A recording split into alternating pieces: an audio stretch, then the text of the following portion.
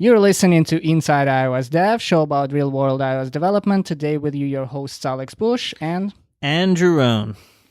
And today we have I want to say a bit of a weird episode because we're kind of sort of realized that we should do that, like, a few minutes ago. Yeah, we just decided to hit the record button right now. Yeah, basically, our conversation started. We were prepping for an episode with a working title, "The Difference Between MVVM and MVP," because I received an email or two from people asking about that, and what they sounds like they're similar. And what's the difference in implementation and why, one is MVP and other is MVVM and so on.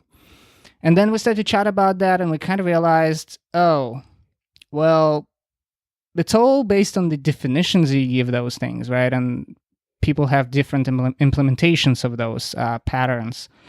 And also we realized that we kind of want to have more, we have our own experience with them, but we want to have more data information about them from a real experience building a real app. Right. This is not just reading a blog post and reporting on it or something.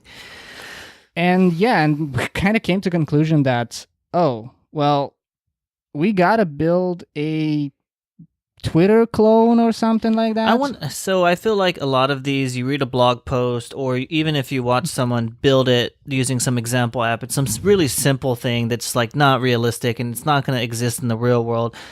And I'm talking about production apps here, where you work in a company where there's I don't know, for example, one thing that's often forgotten because no one is going to do it in a sample app is analytics. But that's done in every app. If you work at a company, that's going to be done because they want to know how the users are using the app because it's a business and they need to optimize things. Right. And so, in the example apps, they never talk about that, but they're in every app.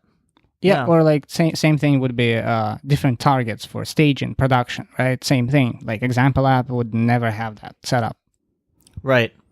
So, and we kind of realized we need to build, we need to do that. And I guess kind of based on our experience doing that, report to you guys and have episodes, let's say after doing MVP, we've done a Twitter clone with using MVP, and this is the pros, this is the cons, and this is why you should use it or shouldn't.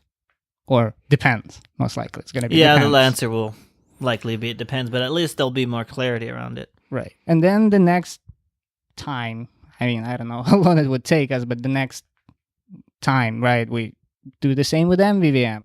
I wanted to kind of record us doing that and the thought process, not just the final result, which is the code, right? Which, again, typically with those samples, whether they're, sophisticated or not, you see the result only, the final product. You don't know how people got to it.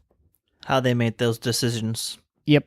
And that's, again, something I was pondering about and kind of want to do. Want to just record that process. You want to record us pair programming together as we work on building. Yep. So that's kind of the takeaway we got from the conversation is we want to do those things, basically. But I'm going to go back a little bit and talk about how we got to that point a little more. I think what happened was, so we were talking about MVVM versus MVP. We had used our own implementation of MVVM at Wanil when we worked together. And then lately I have been coming to the realization, and I feel like you have also had some change in thought as well, that, so to me, MVVM, MVVM model, view model, I think we implemented it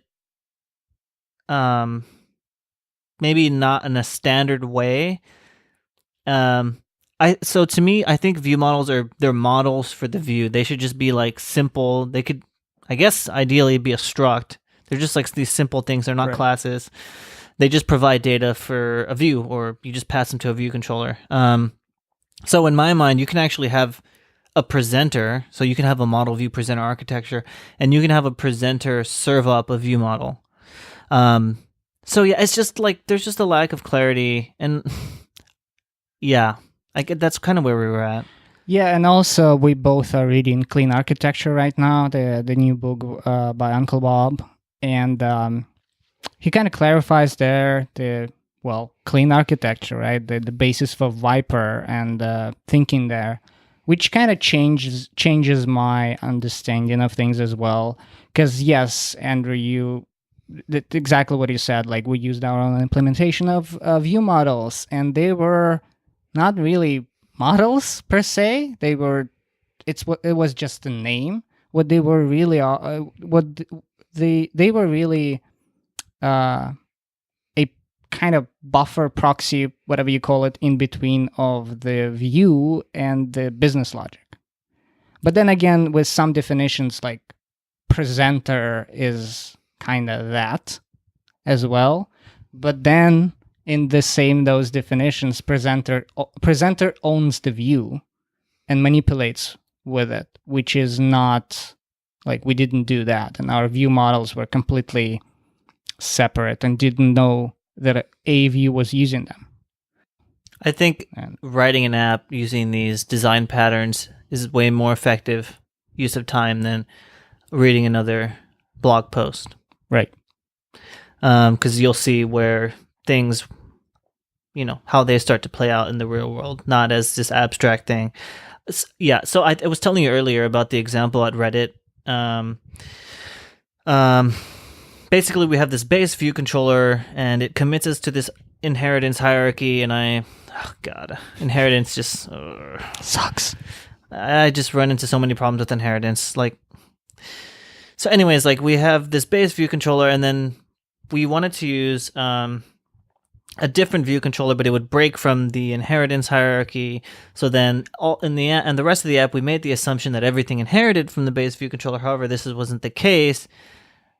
By the way, this is an example of where we could use protocols instead of committing to this inheritance hierarchy. You just have things conform to this protocol. And so anyways, I took this since I was creating a new view controller that was kind of breaking from this huge base view controller inheritance hierarchy. I was like, okay, cool. This is a chance for me to try out kind of an MVP-like architecture, model view presenter. I created a presenter for this new view controller. I was sending it messages, and then I was realizing oh, this object that I created is not really it had the name presenter, but it was not acting like a presenter. It didn't have presentation logic. And I don't know, I was just we'll see what people say in the review process. Maybe they'll have some feedback for me. I felt a little shaky on whether I would get away with calling it a presenter. So then I had two reviewers code review it, and they're like, yeah, this doesn't contain presentation logic. This, the presenter name doesn't make sense. So then I had a coworker, one of the reviewers, come over, and we were kind of having a discussion, and then I brought up the Viper architecture because we were looking at diagrams of different architectures, and we kind of were pointing at the Viper architecture diagram, and we were looking at, Interactor. That name seems to make more sense. So then I just ended up renaming the presenter to an Interactor. And then I realized, at Uber, I remember watching another talk at Uber. They were talking about the riblet architecture, and they were saying presenters are optional here at Uber because we found we didn't need them. So then I remember that video. I thought that was interesting. And then I also saw the Clean Swift architecture, which sends messages from the view to the interactor, just like I had been doing at Reddit. So I guess the point I'm trying to make here is that when you start implementing it in a real app, writing actual code, you see that these things like this pop up. And I couldn't have planned for that. I ended up calling it an interactor, which I think actually is more accurate and it makes more sense. But then again, after hearing that, I thought, but if we look at the quote unquote Viper's implementation of interactors, right? That's really the starting point of the business logic. And questions I had there were how much of your interactor kind of this particular UI use case specific, right? And then how you decouple that, and I guess that sparked this whole conversation. it was and that was that. Yeah, this is all part of the conversation we're having earlier, and you made a point. You made a good point. Like my interactor that I created at Reddit was tightly coupled with that view controller. And then you made the point, like, what if if you had a presenter or whatnot as a buffer in between them, right? So well, one point you made was like, what if this was like you had a command line interface or something like that instead of a UI? And then basically, I think I had a message sending from the view controller to the interactor called like view did appear on screen or something like that, or did appear on screen or something like that from the view controller to the interactor. And then you made the point, oh, well, like, what if this were like a command line app? Right. And I think that was inspired by the fact that you've been writing some server-side Swift. Yep. I just thought that was interesting, and that was a really good point. And then I was like, oh, well, maybe I should name it a presenter, but then it doesn't make sense to call it. It's just so I don't know. I'm just going in circles, and I just then we're just like, yeah, let's just record about this kind of discussion that we've had. So the takeaway, guys, names are hard, like really hard. Yeah, but another takeaway for me was that it's just names, but we shouldn't get caught up on names, right? Yeah. It's about the concept. So we're basically, I mean, it's kind of a language thing, right? Like words encapsulate meaning. And so what we're really doing is we're looking for responsibility, right? What it does, and then we'll name it. So yeah, we're looking for me. I guess I'm just like thinking abstractly, like basically we're looking for meaning and like, yeah, I guess responsibility makes it more concrete, but like we're just looking like, I'm thinking like, how do I package up like meaning or sensibility, I don't know, into a word and then attach it. Yeah, like it's some concept attached to some word, right? But like I don't think we should get caught up on the words. I think we should get caught up on the concepts and the meaning. Although it would be nice to have a word that nicely packages up that concept. But I think that we should not get too caught up on words, because we should like remember that really at the end of the day, we're worried about the concept and the meaning underlying that word. I think the surface level, though, when you're reading lots of blog posts and just kind of having these surface level conversations, is you get caught up on the words, because I guess we have to communicate using words. It's like, right? Like we use words to communicate, but really we're just transferring this, like we just use words as a convenient way to like transmit ideas, right? Right. So I think what we really need to do, like the deeper thing we're trying to do, is like find the ideas and the concepts and these things, and then figure those out, and then we could attach names to them. I mean, we could call it the gobbledygook or whatever, like whatever, it doesn't matter. Right. But the fact is that we know we have a clear understanding of what that thing does, and I guess, like you said, single responsibility or whatever. Right. Yep. That is. Yeah, again, right. That's kind of what sparked this conversation, and so that I think is the hard part. That deeper understanding, and that I feel like comes with doing. That will be clarified by writing a real app. That does not come from reading books, although it can, like reading blogs and books and stuff. I mean, it can, but I think getting in there and need to experience it. Yeah. Maybe some people are better at it, but me personally, getting down and experiencing it, that's how you learn. Right. The real deeper understanding. So yeah, guys, this is how this is what we're gonna be kind of doing. It's hard to give a timeline for that.